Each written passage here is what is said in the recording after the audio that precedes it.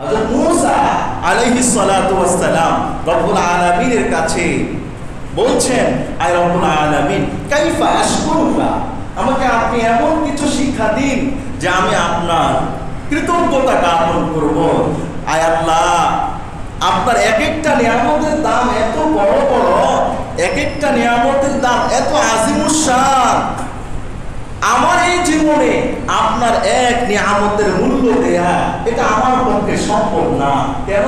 আপনার একটা নিয়ামত আমার গোটা জিন্দেগির আপনার ইবাদতের চাইতে আরো বহু গুণে দাম। সুবহানাল্লাহ। আমি আপনার কৃতজ্ঞতা কিভাবে আদায় করব?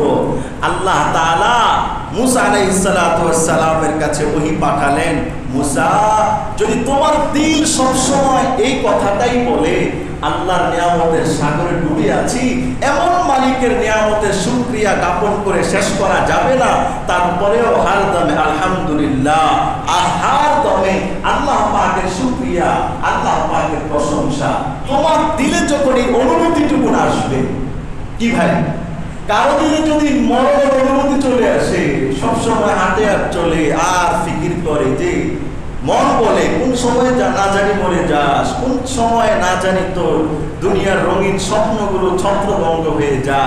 একটা মানুষের দিলে যদি এটা সবসময় লালিত পালিত হয়, ওই মানুষটা কি আর উল্টা পাল্টা পথে চলতে পারে? ওই মানুষটা মসজিদের পথে চলবে, দিনের পথে চলবে, হালালের পথে চলবে, উল্টা পথে যাবে না। কারণ মরণ তো যে কোনো সময় হতে পারে। এটা হলো মরণের ফিকির আসতে এই অবস্থা।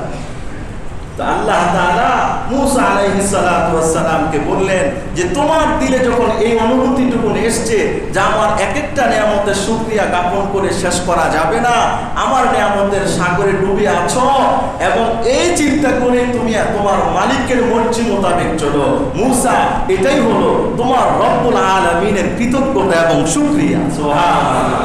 লা ইলাহা ইল্লাল্লাহ, লা ইলাহা ইল্লাল্লাহ, লা ইলাহা ইল্লাল্লাহ, লা ইলাহা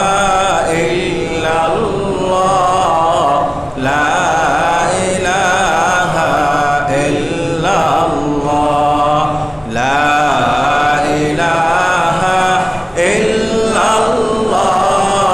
লা ইলাহা ইল্লাল্লাহ, প্রশংসা সবই কেবল তোমারি, প্রশংসা সবই কেবল তোমারি, রাব্বুল আলামিন। দয়ালু মেহেরবান করুণা ও ফুরান, দয়ালু মেহেরবান করুণা ও ফুরান, আর কেহ নয় তুমি মালিক শেষ বিচারের দিন। লা ইলাহা ইল্লাল্লাহ, লা ইলাহা ইল্লাল্লাহ, লা ইলাহা ইল্লাল্লাহ। আল্লাহ আল্লাহ বলো বান্দে, আল্লাহ আল্লাহ বলো, আল্লাহ আল্লাহ बोल कर राहे जन्नत में चलो। अल्लाह अल्लाह अल्लाह अल्लाह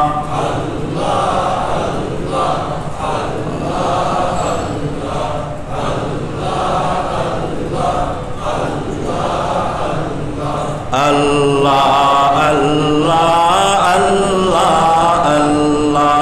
अल्लाह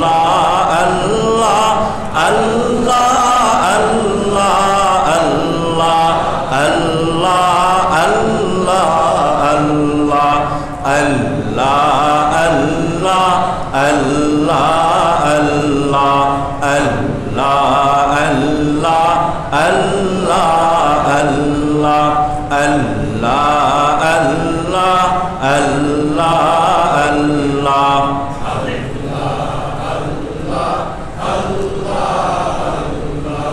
আল্লাহ আল্লাহ আল্লাহ আল্লাহ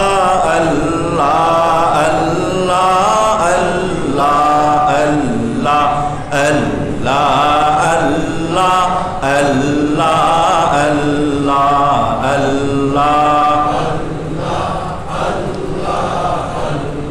লা ইলাহা ইল্লাল্লাহু মুহাম্মাদুর রাসূলুল্লাহ সাল্লাল্লাহু আলাইহি ওয়াসাল্লাম সুবহানাকা লা ইলমা লানা ইল্লা মা 'আল্লামতানা ইন্নাকা আনতাল আলিমুল হাকীম রব্বি জিদনি ইলমা রব্বি জিদনি ইলমা রব্বি ইশরাহ লি সাদরি ওয়া ইয়াসসির লি আমরি واحلل عقدة من لساني يفقهوا قولي اللهم إنا نجعلك في نحورهم ونعوذ بك من شرورهم আজকের এই পবিত্রতম জুমার দিনে উপস্থিত মুআজ্জাজ মুকাররম মুহতারাম সম্মানিত মুরব্বিয়ানে কেরাম মুসল্লিয়ানে আযম কলেজার টুকরা যুবক ভাইয়েরা স্নেহের কচিকাচারা অনন্ত অসীম প্রেমময় রব্বুল আলামিন আমাকে আপনাকে দয়া করে মায়া করে ভালোবেসে আজকের এই বেহেশতের সামিয়ানার নিচে আসবার বসবার কোরআন ও হাদিসের আলোকে জীবন পথের পাথেয় হিসেবে গুরুত্বপূর্ণ কিছু কথা শুনবো, আমল করব, এই নিয়তে রব্বে কারীম একত্রিত করলেন। আমরা সবাই আল্লাহ পাকের আলিশান শাহী দরবারে অন্তরের অন্তঃস্থল থেকে কালিমাতুশ শুকরিয়া জ্ঞাপন করছি। সবাই বলি আলহামদুলিল্লাহ। মুহতারাম হাজিরিন, আমি আপনাদের সমীপে পবিত্র কোরআন কারীমের 13তম পারায় অবস্থিত 14 নম্বর সূরা সূরাত ইব্রাহিমের 7 নম্বর আয়াতে কারিমা তিলাওয়াত করেছি। এই আয়াতে কারিমার উপর ভিত্তি করে আজকে আমাদের আলোচনা হবে একজন মুমিন বান্দার আত্মতুষ্টি সম্পর্কে। একজন মুমিন বান্দার আত্মতুষ্টি সম্পর্কে, একজন মুমিন বান্দার কৃতজ্ঞতা সম্পর্কে। এই আয়াতে কারিমার মধ্যে রব্বুল আলামিন ঘোষণা করলেন, ওয়াইদ তাআযানা রাব্বুকুম, যখন তোমাদের প্রতিপালক এই ঘোষণা প্রদান করলেন, লা ইন শাকারতুম লা আযীদান্নাকুম, হে আমার দুনিয়াতে বসবাসরত যত বান্দা বান্দি আছো, ছোট আর বড় আছো, জোয়ান আর যুবক আছো, বৃদ্ধ আর বুড়া আছো, তোমাদের সবার জন্য আমি আল্লাহ তাআলার পক্ষ থেকে ঘোষণা, লা ইন শাকারতুম লা আযীদান্নাকুম, যদি তোমরা আমি আল্লাহ পাকের কৃতজ্ঞতা জ্ঞাপন করো তাহলে আমি আল্লাহ তাআলা এই কৃতজ্ঞতার বিনিময় স্বরূপ তোমাদেরকে আরো বাড়িয়ে দেব।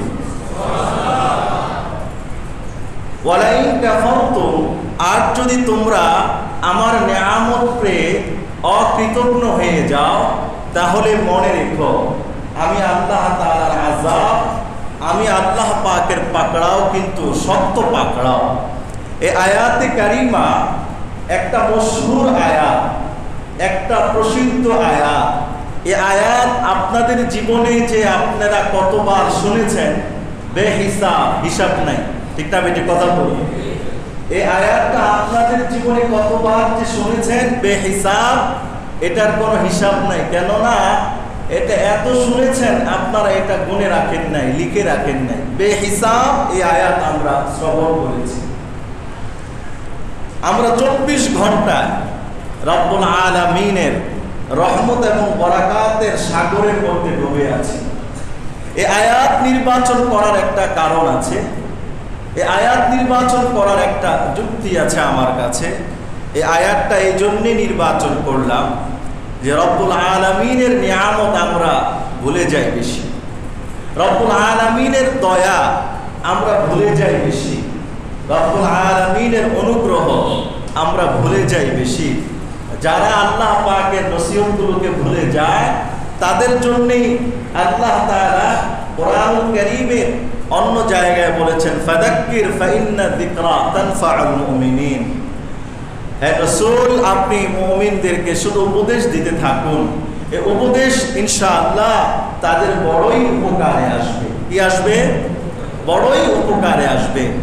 দেখুন, দুনিয়াতে একজন মানুষ তার চাহিদা মতো সবকিছু পায় না, পাবেও না, কিয়ামত পর্যন্ত হায়াত দিলেও পাবে না।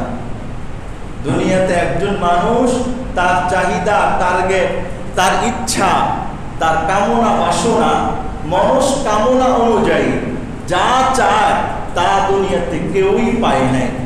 দুনিয়াতে কেউই পায় নাই, কোন নবী রাসূলরাও পায় নাই। কারণ যেই দুনিয়াতে দুঃখে দুঃখে নবী রাসূলদেরকে কষ্টের শিকার হতে হয়েছে, এটা কি মজা আছে না কষ্টই? তাহলে আল্লাহ পাকের রাসূল বললেন লা ইয়ামলাউ ফামু বনি আদম ইল্লা তুরাব। বনি আদমের মুখ কোন সময় পরিতৃপ্তি লাভ করবে না, এই কথা বলবে না দুনিয়াতে আমি সব পেয়ে গেছি, আমার সব চাহিদা পূর্ণ হয়ে গেছে, আমার আর কিচ্ছুর প্রয়োজন নাই, আমি সব পেয়ে গেছি, বিন্দু মাত্র চাহিদার প্রয়োজন নাই। আল্লাহ রাসূল বললেন না, লা ইয়ামলাউ ফামু বনি আদম ইল্লা তুরাব। বনি আদমের মুখ, বনি আদমের পেট মাটির গর্তে, মাটির ঘরে না ঢুকলে কি হবে না? কথা বলেন না, বন্ধ হবে না। দুনিয়াতে যতদিন বাঁচবেন খেতে হয় কি হয় না? যদি আপনি 10 দিন না খান বাঁচবেন, 5 দিন যদি লাগাতার না খান বাঁচবেন। তো দুনিয়াতে মানুষ যতদিন বাঁচে ততদিন খায়। তো দুনিয়াতে মানুষ যতদিন বাঁচে ততদিন সে স্বপ্ন দেখতে থাকে, কিন্তু সব স্বপ্ন মানুষের কি হয় না? পূর্ণ হয় না। এরকম ভাবে নেককার স্বপ্ন দেখে, দিনদার স্বপ্ন দেখে, দুনিয়াদার স্বপ্ন দেখে, যে আল্লাহকে ভুলে গেছে সেও স্বপ্নে দেখে, যে আল্লাহ তাআলাকে ভুলে নাই সেও স্বপ্ন দেখে।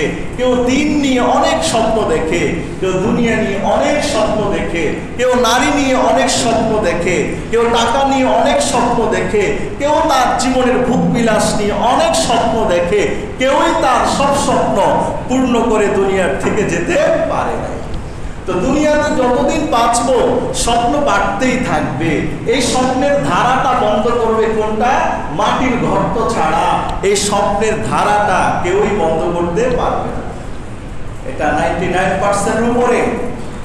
যদি আপনি 1 ভাগকেও যদি 100 ভাগ করেন, তারপরও 99 ভাগ বেশি সাধারণ মানুষদের, আল্লাহ পাকের বান্দা বান্দীদের দিলের হালাত এটা, ঠিক না বেঠিক কথা বলুন? কেন? এটা আল্লাহ পাকের রাসূলের ঘোষণা, আল্লাহ পাকের রাসূলের কথা। তো আমার আপনার কি দরকার? আমার আপনার দরকার হলো যে আমার আল্লাহ আমাকে যখন যে অবস্থায় রেখেছেন, আমার হাজারো স্বপ্ন থাকতে পারে, আমার অনেক কিছু থাকতে পারে, কিন্তু আমি আল্লাহ পাকের মর্জি মোতাবেক চলতে থাকবো। চলতে চলতে স্বপ্ন যা পূরণ হয় হোক, না হলে নেই, কিন্তু আমি তো আমার আল্লাহর মর্জি মোতাবেক চলছি। আমার সব স্বপ্ন পূরণ হওয়া এটা আল্লাহর মানসা না, আর আমার সব স্বপ্ন পূরণ হওয়ার দ্বারা এটা আমার কামিয়াবি না। কিন্তু আল্লাহর মর্জি মোতাবেক আমি চলতে থাকি সামনের দিকে। আমি হক হালালি ভাবে যতটুকু পাই ততটুকুন দ্বারাই আমি আমার জীবন লালন পালন করার চেষ্টা করি। যদি আল্লাহ পাকের রাস্তায় চলতে চলতে আমার যদি অনেক হাজারো স্বপ্ন পূর্ণ হয়ে যায়, তাহলেও আলহামদুলিল্লাহ, ঠিক না বেশি? কিন্তু আমাদের এখানে একটা মিস্টেক হয়ে যায়। এত স্বপ্ন লালন করি, এই স্বপ্নগুলোকে অল্প জীবনে কাবার দেওয়া সম্ভব না। এগুলোর জন্য 5 বার মরে 5 বার হায়াত নিয়ে আসলে যদি কিছুটা তার কি হয়? কথা বলেন, কিছুটা তার পূর্ণ যদি হয়, এছাড়া কি না সম্ভব না। তো এত স্বপ্ন সামনে রাখলাম, এই হায়াতে এত স্বপ্ন পূরণ করবো কিভাবে? সময় অনেক সংক্ষেপ। এই স্বপ্নগুলোর পিছনে এমনভাবে ছুটতে থাকে, কোথায় আল্লাহ, কোথায় রসুল, কোথায় আল্লাহর ফরমান, কোথায় রসুলের ফরমান, সব কিছুকে ভুলে গিয়ে সে তার স্বপ্নগুলোকে বাস্তবায়ন করার দিকে ছুটছে। সে কি আল্লাহকে পাবে? না, এরকম বান্দা বান্দি কোনোদিন আল্লাহকে পেতে পারে না। ঠিক না বেটি? কথা বলে। এই জন্য মনোতুষ্টিটা, এটা হলো সবচেয়ে বড় জিনিস। আত্মতুষ্টি, মনোতুষ্টি। আপনি যখন যে অবস্থায় থাকেন, সবসময় আপনার মেমোরিতে এটা থাকার দরকার যে আমি আমার উপরের দিকে তাকাবো না, আমি আমার নিচের দিকে তাকাবো। আমি উপরের দিকে তাকালেই ঠকে যাব, নিচের দিকে তাকালে আমি জিতে যাব। ঠিক না বেটি? কথা বলে। উপরের দিকে তাকালে আমি ঠকবো, নিচের দিকে তাকালে আমি জিতবো। একটা কুকুর রাস্তার পাশ দিয়ে হেঁটে হেঁটে ডাস্টবিনের মধ্যে খাওয়া শুরু করেছে, আর আমি একজন মানুষ সেখান দিয়ে যাচ্ছি। তো আমি চিন্তা করলাম, আল্লাহ তো কুকুরকে মহাব্বত করে সৃষ্টি করলেন, আমাকেও মহাব্বত করে সৃষ্টি করলেন। আমার খানা দাওয়ার পজিশনটা আল্লাহ কোথায় করলেন, আর কুকুরের খাওয়ার পজিশনটা কোথায় করলেন? আল্লাহ, আমাকে আপনি কত যে ভালো রেখেছেন, এটার কোনো তুলনাই চলে না। ঠিক না বেঠিক? এখন আমি যদি এই চিন্তা করি, আরে আমি কি টিনের প্লেটে ভাত খাই, মেলামানেটের প্লেটে ভাত খাই, কি না খাই না খাই, ভাত ঠান্ডা ভাত খাই, একেবারে নরম তরকারি দিয়ে খাই, অমুক দালান ওয়ালারা না জানি ডেলি কয় কুড়ি মুরগি খায়, না জানি মাসে কয়টা ছাগল খায়, না জানি বছরে কয়টা গরু জবে করে তারা খায়। আমি তো পুরা বছর একটা লুঙ্গি আর দুটা গেঞ্জি পরে আমার জিন্দেগি পার হয়ে যায়। অমুক ধনপতি শিল্পপতি না জানি কত শত সেট জামা তার এক বছরের জন্য লাগে। এরকম যখন আমি আপনি চিন্তা করতে থাকবো, আমি আপনি হেরে যাব। ঠিক না ঠিক? কেন হেরে যাব? আমি অপরিণতা চিন্তা করে আমার উপর যে আল্লাহ তাআলা এত দয়া এত মায়া করলেন, তো আমি আমার চিন্তা চেতনা, আমি আমার ভাব ভঙ্গির মাধ্যমে প্রকারান্তরে আল্লাহ পাকের নিয়ামতের জন্য একটা নাশুকরি করা হলো। ঠিক না বেঠিক? আল্লাহ পাকের নিয়ামতের একটা নাশুকরি যেন করা হলো। আল্লাহু আকবার। আল্লাহ পাকের এক বান্দা কোন এক অ্যাক্সিডেন্টের কারণে তার চোখের পাতা ফেটে গেছে। চোখের পাতা, এই যে আল্লাহ তাআলা আমাকে আপনাকে চক্ষুর উপরে যে দুটা পর্দা দিয়েছেন, এটা কি দুটা পর্দা, দুটা পাতা দিয়েছেন। একদিনে কত শত হাজার বার এই চোখের পাতাটা শুধু টিপ টিপ টিপ করে, তাই না? খুলে আর বন্ধ হয়, খুলে আর বন্ধ হয়, তাই না? কেউ এরকম করে রাখতে পারে না। একেবারে আমি চোখ বন্ধ করে চলবো, এটাও সম্ভব না। এক চোখ খুলে থাকবো, এটাও সম্ভব না। এই যে পাতাটা লড়ছে, নামছে, আবার খুলছে, কেন আল্লাহ পাতা দিলেন? এক আল্লাহ পাকের বান্দা অ্যাক্সিডেন্ট হয়ে তার চোখের পর্দাটা ফেটে গেল, দুই পাশের পর্দা ফেটে গেল। তো ডাক্তাররা চিকিৎসা করিয়ে মোটামুটি একটা পর্যায় করে দিল। প্রতিদিন 1-1.5-2 ঘন্টা গেলেই তার চোখের মধ্যে ময়লা লেগে ভরে যায়, পুরা চোখ ভরে যায় ময়লা লেগে। স্বাভাবিকভাবে আমরা এটা বুঝতে চেষ্টা করি না, একটা খালি জায়গা এমনি আছে, 1 ঘন্টার পরে এসে একটু টান দেন, দেখুন কত ময়লা এখানে পড়ে আছে, তাই না ভাই? কি পড়ে থাকে কি থাকে না? তো আমার চোখ তো দিব্যি 12 ঘন্টা 13 ঘন্টা 14 ঘন্টা খোলা থাকে। এই খোলা চোখ নিয়ে কত জায়গায় গিয়ে যায়, মাঠে, অফিসে, নগরে, বন্দরে, ঘরে, বাহিরে, কত জায়গায় এই চোখ নিয়ে যায়। এত সময় চোখ খোলা থাকে, এই চোখের মধ্যে ময়লা পড়ে না। সুবহানাল্লাহ বলবেন না? ওই লোকের পর্দা ফেটে যাওয়ার কারণে চোখের পর্দা আর খোলেও না, বন্ধ হয় না। 1-2 ঘন্টার মধ্যে চোখের মধ্যে ময়লা পড়ে চোখ ঝাপসা হয়ে যায়, চোখ জ্বলতে থাকে। দৈনিক 60-70 বার তার চোখ ধৌত করতে হয়।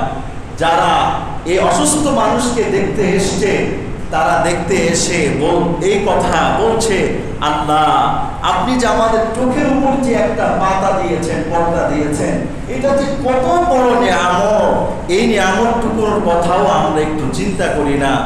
এই চোখ 24 ঘন্টা উঠানামা করতে থাকে ঘুম ছাড়া। কেন? আল্লাহ তাআলার এই জমিনে বালু উঠতে আছে, বোঝা যায় না, কিন্তু সূর্যের আলোর দিকে তাকালে ঘরের ছিদ্র দিয়ে যখন সূর্যের আলোটা ঢুকে তাকিয়ে দেখুন পুরা ঘরে যেন ধুলাবালি উঠছে।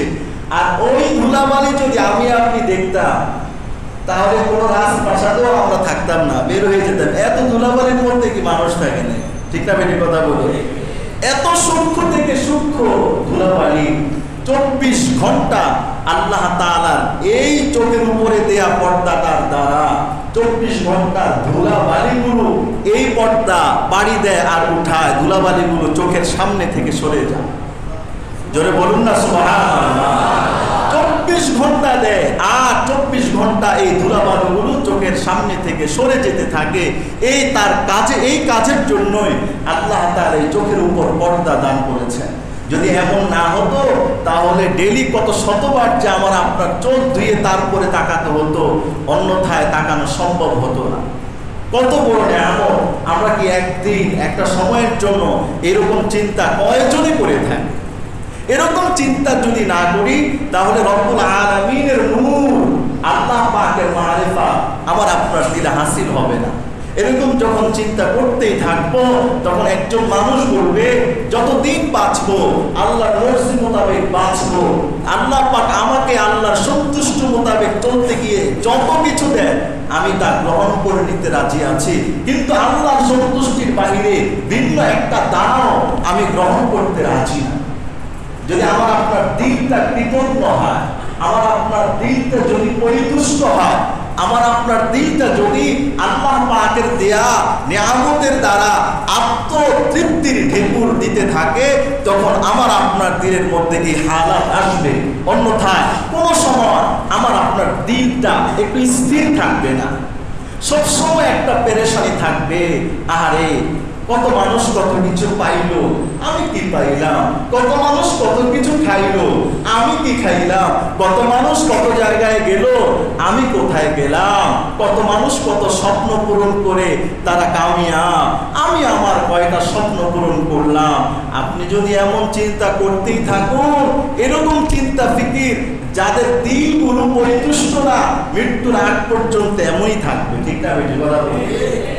হাদিস শরীফের মধ্যে এসছে মানুষ যত বয়স হয় আস্তে আস্তে দুনিয়ার আসক্তি বাড়তে থাকে, মালের প্রেম তার দিলের মধ্যে জমতে থাকে। হাদিসের কথা। এই ধারাটা বন্ধ করব কিভাবে? আমি যখন আমার নিচের দিকে সব সময় তাকাবো, উপরের দিকে তাকাবো না। হ্যাঁ, সকলে যারা উপরে উঠেছে তারাও নিচ থেকে উপরে উঠেছে। আমি আমার আল্লাহ পাকের মর্জির গতিতে উঠবো, আল্লাহ আমাকে যতটুকু উঠান, এটাই আমার সফলতা, এটাই আমার কামিয়াব। ঠিক না বেঠিক? হযরত মূসা আলাইহিস সালাতু ওয়াস সালাম রব্বুল আলামিনের কাছে বলছেন, আয় রব্বুল আলামিন কাইফা আশকুরুকা, আমাকে আপনি এমন কিছু শিক্ষা দিন যে আমি আপনার কৃতজ্ঞতা জ্ঞাপন করব। আয় আল্লাহ, আপনার এক একটা নিয়ামতের দাম এত বড় বড়, এক একটা নিয়ামতের দাম এত আজিমুশান, আমার এই জীবনে আপনার এক নিয়ামতের মূল্য দেয়া এটা আমার পক্ষে সম্ভব না। কেন? আপনার একটা নিয়ামত আমার গোটা জিন্দেগির আপনার ইবাদতের চাইতে আরো বহু গুণে দাম। সুবহানাল্লাহ। আমি আপনার কৃতজ্ঞতা কিভাবে আদায় করব? আল্লাহ তাআলা মূসা আলাইহিস সালাতু ওয়াস সালামের কাছে ওহী পাঠালেন, মূসা, যদি তোমার দিল সব সময় এই কথাটাই বলে আল্লাহর নিয়ামতের সাগরে ডুবে আছি, এমন মালিকের নিয়ামতের শুকরিয়া জ্ঞাপন করে শেষ করা যাবে না, তারপরেও হার দমে আলহামদুলিল্লাহ, আর হার দমে আল্লাহ পাকের শুকরিয়া, আল্লাহ পাকের প্রশংসা তোমার দিলে যখন এই অনুভূতিটুকু আসবে, কি ভাই, কারো দিলে যদি মরণের অনুভূতি চলে আসে, সবসময় হাঁটে আর চলে আর ফিকির করে যে মন বলে কোন সময় না জানি মরে যাস, কোন সময় না জানি তোর দুনিয়ার রঙিন স্বপ্নগুলো ছত্রভঙ্গ হয়ে যা। একটা মানুষের দিলে যদি এটা সবসময় লালিত পালিত হয়, ওই মানুষটা কি আর উল্টা পাল্টা পথে চলতে পারে? ওই মানুষটা মসজিদের পথে চলবে, দিনের পথে চলবে, হালালের পথে চলবে, উল্টা পথে যাবে না। কারণ মরণ তো যে কোনো সময় হতে পারে। এটা হলো মৌতের ফিকির আসতে এই অবস্থা। তো আল্লাহ তাআলা মূসা আলাইহিস সালাতু ওয়াস সালামকে বললেন যে তোমার দিলে যখন এই অনুভূতিটুকু এসছে যে আমার এক একটা নিয়ামতের শুকরিয়া জ্ঞাপন করে শেষ করা যাবে না, আমার নিয়ামতের সাগরে ডুবে আছো এবং এই চিন্তা করে তুমি তোমার মালিকের মর্জি মোতাবেক চলো, মূসা এটাই হলো তোমার রব্বুল আলামিনের কৃতজ্ঞতা এবং শুকরিয়া। সুবহানাল্লাহ। তো আমি আপনি যদি একেবারে হার দমে চিন্তা করি আল্লাহ আমাকে যা দিয়েছে খুব ভালো দিয়েছে, যা দিয়েছে অনেক ভালো দিয়েছে, যেভাবে আছি অনেক ভালো আছি, এই চিন্তা করে তো আর মানুষ বসে থাকে না, মানুষ চেষ্টা করে, সাধনা করে, সামনের দিকে এগিয়ে যাওয়ার চেষ্টা করে। ঠিক আছে, ঠিক কথা বলি, চেষ্টা করে মানুষ। তো এই চেষ্টার মধ্যে তো মানুষের থাকবে, কিন্তু হার দমে চিন্তা মালিকের যত নিয়ামত আছে এগুলো তো শুকরিয়া লক্ষ বছরের ইবাদত করেও আমি শেষ করতে পারবো না, তো আমি রব্বুল আলামিনের প্রশংসা ছাড়া আর কিছুই করতে পারবো না, আল্লাহর মর্জি মোতাবেক চলা ছাড়া আমার আর কোনো রাস্তা খালি নেই। সুবহানাল্লাহ, সুবহানাল্লাহ। এই ফিকির, এই তামান্না হার মুমিনের দিলে যখন আসবে তো সে নিচের দিকে তাকাবে, উপরের দিকে তাকাবে না। তো আমার আপনার রাসূলের সুন্নাত হলো ইদা মাশা, রাসূল করিম যখন হাঁটতেন রাসূল করিমের নজরটা থাকতো নিচের দিকে। সুবহানাল্লাহ, সুবহানাল্লাহ। মাটির মানুষ মাটির দিকে, বিশ্ব পয়গম্বর হাঁটতেন মাটির দিকে, এইভাবে তাকাতেন। সাহাবায়ে কেরামরা বলতেন মনে হচ্ছে আল্লাহর রাসূল সমতল ভূমিতে চলছে, চলার ধরনটা এমন মনে হয় উঁচা একটা পাহাড় থেকে কোনো মানুষ নামলে যেমন নিচের দিকে ফলো করে নামতে থাকে, কারণ উপর দিকে তাকায় তো লাভ নাই, নিচেও না আমার স্টেশন, কোন জায়গায় পা দিব, কোন জায়গায় দিয়ে হাঁটবো, কোন জায়গা আমার জন্য ভালো প্লেস, এই চিন্তা করে নিচের দিকে নামে, তাই না? তো আল্লাহ পাকের রাসূল যখন রাস্তা দিয়ে হাঁটতেন তো রাসূল করিম নিচের দিকে থেকে তাকিয়ে তাকিয়ে হাঁটতেন। আর আমরা যদি রাস্তা দিয়ে হাঁটি আর চতুর্দিকে দালানের উপরে তাকাইতে থাকি তো দিলের মধ্যে আসবে তোর কিছু নাই, দেখ এই মালিকের কত কি, এই মালিকের কত কি, এই মালিকের বিশাল বড় ইন্ডাস্ট্রি, এই মালিকের এই গাড়ির দাম কোটি টাকা, এই মালিক এত প্রভাবশালী, এরকম চিন্তা করতে করতে নিজেকে আর আল্লাহ পাওয়ার রাস্তা হারায় ফেলবে। ঠিক না বেটি, কথা বলে? আল্লাহু আকবার, আল্লাহু আকবার। আল্লাহ পাকের কৃতজ্ঞতা, আল্লাহ পাকের শুকরিয়ার দরজা এটা কত মহা বড়। সবসময় তাকাবো কোন দিকে? নিচের দিকে। এর অর্থ এটা না যে আমার উপর উঠার স্বপ্ন নাই, স্বপ্ন সবার আছে, আমার আছে, আপনার আছে, এটা মৃত্যুর আগ পর্যন্ত থাকবে। তবে আমার আপনার স্বপ্ন হবে আমার মালিককে নিয়ে, মালিকের কোরআন নিয়ে, মালিকের ইসলাম নিয়ে, মালিকের রাসূল করিমকে নিয়ে, জান্নাত নিয়ে। ঠিক না বে ঠিক? কি ভাই, এরকম ভাবে চললে কি খাওয়া বন্ধ হয়ে যাবে? এই যে একটা বাজে একটা অনুভূতি আমাদের দিলে ঢুকেছে, একটা বাজে চিন্তা আমার আপনার দিলে ঢুকেছে যে তুমি এত এত হালালি ভাবে চললে সংসার চালাবে কিভাবে? কি ভাই, তুমি এত ইবাদতের সময় দিলে ব্যবসা করবে কিভাবে? এত জিনিস বেঁচে চলা এই সমাজে যায় না, এত জিনিস মেনে এই সমাজে চলতে পারা যায় না। তো এরকম যদি হতো আল্লাহ বলতেন 1450 বছর পরে একটা যুগ আসবে, জমানা আসবে, ওই সময় মানুষ এটা বললে আমি আল্লাহ গ্রহণ করে নিব, এটা বলতেন তো, তাই না? আল্লাহ কি এটা বলেছেন? আল্লাহ বলেছেন ইন্নাল্লাযীনা আমানু ওয়া আমিলুস সালিহাতি কানাত লাহুম জান্নাতুল ফিরদাউসি নুজুলা। আল্লাহ পাক বললেন যারা ঈমান আনবে, নেক কাজ করবে, এই নেক কাজ মৃত্যুর আগ পর্যন্ত করবে, কানাত লাহুম জান্নাতুল ফিরদাউসি নুজুলা, আমি আল্লাহর পক্ষ থেকে ওই বান্দার মেহমানদারির জন্য জান্নাতুল ফিরদাউস তাকে দান করে দিব। আল্লাহ পাকের মর্জি মোতাবেক চলার দাম, দুনিয়াতে চলবো সব সময় মালিকের শুকরিয়া কৃতজ্ঞতা জ্ঞাপন করে চলতে চেষ্টা করব, অল্প তুষ্টির মধ্যে সব সময় নিজেকে আবদ্ধ করে রাখবো। মালিক যখন যে অবস্থায় রাখে হাজারো মালিক যখন আমরা চিন্তা করি এইভাবে চলা যায় না, দুনিয়াতে চলতে হলে হক হালালের তাই তোয়াক্কা করা চলবে না, এই রকম ভাবে যদি কোনো বান্দা চলতে চায় তো আল্লাহ পাককে পাওয়ার রাস্তা সে হারিয়ে ফেলে, শয়তানের রাস্তা অনুকরণ করা শুরু করে। ঠিক না বেঠিক কথা বলো?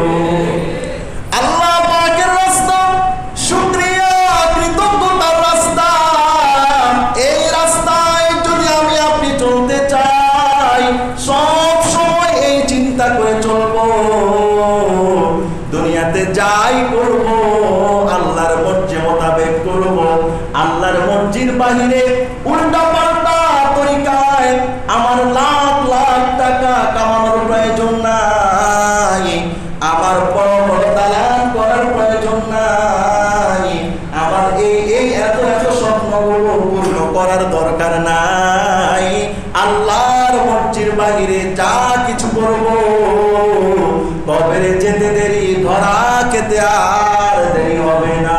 ঠিক না বেঠিক কথা বলো? কবরে যেতে দেরি আর ধরা খেতে দেরি হবে না।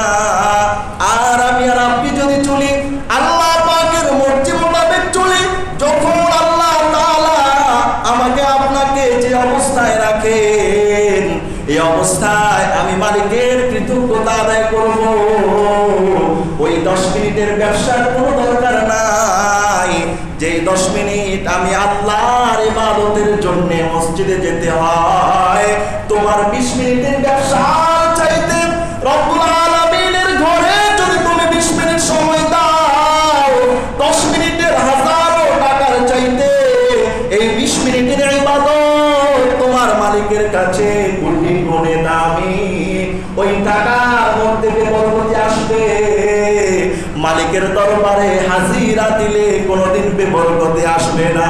ঠিক না বেঠিক? আমরা এই চিন্তাগুলো করতে পারি না, আমরা এত চিন্তা করি এত ইবাদত এত বندگی করলে সব স্বপ্ন পূর্ণ করা যাবে না। ও ভাই, তুমি যদি আল্লাহকে ভুলে যাও, আল্লাহর রাস্তা বাদ দিয়ে যদিও ফেলো, গোটা দুনিয়ার রাজত্ব তোমার চলে আসে, তারপরেও তোমার মন পরিতৃপ্ত হবে না। মন পরিতৃপ্ত হয় একমাত্র মুমিনদের, যে সমস্ত মুমিনরা আল্লাহ পাকের রাস্তায় চলতে চেষ্টা করে। আলা বিযিকরিল্লাহি তাতমাইন্নুল কুলুব, আল্লাহ পাকের জিকিরের দ্বারা আল্লাহ পাকের স্মরণের দ্বারা হার হালাতে আল্লাহর সাথে তাআল্লুক রাখার দ্বারা একজন মানুষের দিলটা পরিতুষ্ট হয়ে যায়। আল্লাহর রাস্তা বাদ দিয়ে পৃথিবীর কোন রাস্তায় এই দিলটা স্থির করার কোনো মেশিন নাই। আমার গাড়ি আছে, গাড়ি চালাই, ইচ্ছা করলে গাড়ি চলে, ইচ্ছা করলে গাড়িকে বন্ধ করে রাখা যায়, বাসায় ঢুকি ইচ্ছা করলে গেট খোলা রাখা যায়, ইচ্ছা করলে গেটটা লাগিয়েও রাখা যায়, ইচ্ছা যাই করি তাই হয়। এই কলমটাকে যদি আপনি স্থির এবং প্রশান্ত করতে চান, নিজের ইচ্ছায় কোনোদিন কলমটা প্রশান্ত হবে না। আল্লাহর ইচ্ছার উপর না চললে এই দিন কোনদিন আত্মতৃপ্তি লাভ করতে পারে না। ঠিক না বেঠিক কথা বলুন? আল্লাহ পাকের এক বান্দা নামাজ পড়ার জন্য মসজিদের মধ্যে ঢুকলো, নামাজ পড়ে রব্বে কারীমের কাছে দোয়া করে মসজিদ থেকে যখন বের হলো, বের হয়ে দেখে তার পাদুকা ছিঁড়ে গেছে। যেই জুতা নিয়ে সে মসজিদে আসলো, এই জুতাটা তার ছিঁড়া, জুতাটা ছিঁড়ে গেছে। রাস্তা প্রচন্ড গরম, খালি পায়ে এই রাস্তা দিয়ে হাঁটা সম্ভব না। ওই বান্দার দিলেই কথা আসলো, আয় আল্লাহ, তোমার ইবাদত করলাম, তোমার ঘরে গিয়ে সেজদা দিলাম, তোমার কাছে মুনাজাত করলাম, রহমতের ঘর থেকে বের হলাম।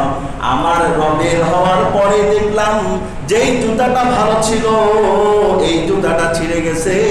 এখন আমি আমার ঘর অনেক দূর, ঘর পর্যন্ত যাব কিভাবে, রাস্তাটা তো অনেক গরম। ওই বান্দার দিলের মধ্যে আসছে, আল্লাহর কাজ করার পর আমার স্যান্ডেল ছিঁড়বে কেন, আমি না মালিকের সাথে মাত্র যোগাযোগ করে আসলাম। আমরা এমন করি, আছে না নাই? মাঝে মাঝে আমরা আমাদের দিলে এরকম ভাব আসে, নাউযুবিল্লাহি মিন যালিক। লোকটার মনে যখন এই ভাব আসলো, মনে হয় যে আল্লাহ পাকের উপর সে একটা নিজের আত্মার একটা আপত্তি পেশ করলো, তোমার কাজ করে আসলাম, এমন হওয়ার তো কোনো প্রশ্ন নাই। আয় আল্লাহ, এমন হলো কেন, এমন হলো কিভাবে?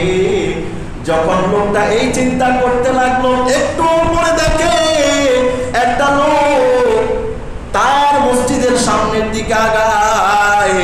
ওই লোকটার দুটা পা নাই, ওই লোকটার হাঁটু থেকে দুইটা পা কাটা। লোকটা লাঠির উপর ভর দিয়ে মসজিদের দিকে আগাচ্ছে। তখন তার দিনের মধ্যে আসলো, আমার তো জুতার স্যান্ডেল পিতা ছিঁড়ে গেছে, আর জনমের পরে আল্লাহর এই বান্দার দুটা পা নাই, হাঁটু থেকেই তার দুইটা পা কাটা। আমার দুইটা পা কত দামি, আমি দুইটা পা নিয়ে কত আরামে চলি। আমি দুইটা পা নিয়ে যেখানে মন চায় সেখানে ঘুরতে পারি। আল্লাহর এই বান্দা তো যেখানে মন চায় সেখানে ঘুরতে পারে না। একটু স্যান্ডেল ছিঁড়ার পর অভিযোগ দিলাম আল্লাহর কাছে, আল্লাহ যে আমাকে কত ভালো লেগেছে। আয় আল্লাহ, তোমার লাখ কোটি গুণ শুকরিয়া, আমাকে অকৃতজ্ঞ বান্দা হওয়ার থেকে তুমি হেফাজত করে দাও। সুবহানাল্লাহ। সব সময় নিচের দিকে তাকাও, নিচের দিকে তাকাইলে লোভ আসবে না, নিচের দিকে তাকাইলে হিংসা আসবে না, নিচের দিকে তাকাইলে মনশ্রী কাতরতা আসবে না, উপরের দিকে তাকাইলে সমস্যা। টাকাওয়ালার টাকার দিকে যদি তুমি আমার মতো দুর্বল মানুষ তাকাও, বিভ্রান্ত হয়ে যাবে। উপরের দিকে তাকাইলেই সমস্যা, নিচের দিকে তাকাও, শুকরিয়ার খাজানা আস্তে আস্তে বাড়তে থাকবে। উপরের দিকে তাকাইলে শুকরিয়ার খাজানা দিন দিন কমে যাবে, শুকরিয়ার দরজাটা চিরদিনের জন্য বন্ধ হয়ে যেতে পারে। ঠিক না বেটি? কথা বলো।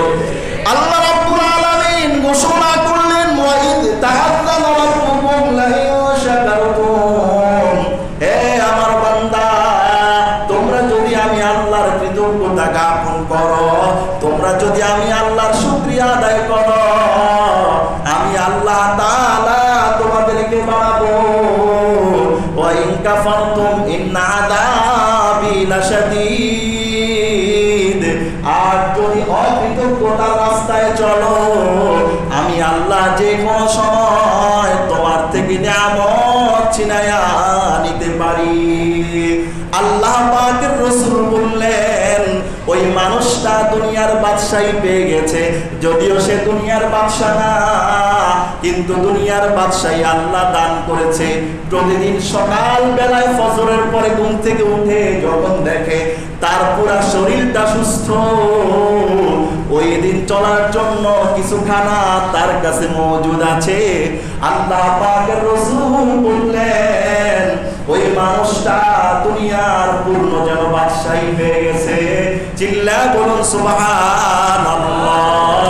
এই জন্য সব সময় কোন দিকে তাকাবো? কোন দিকে বলুন না?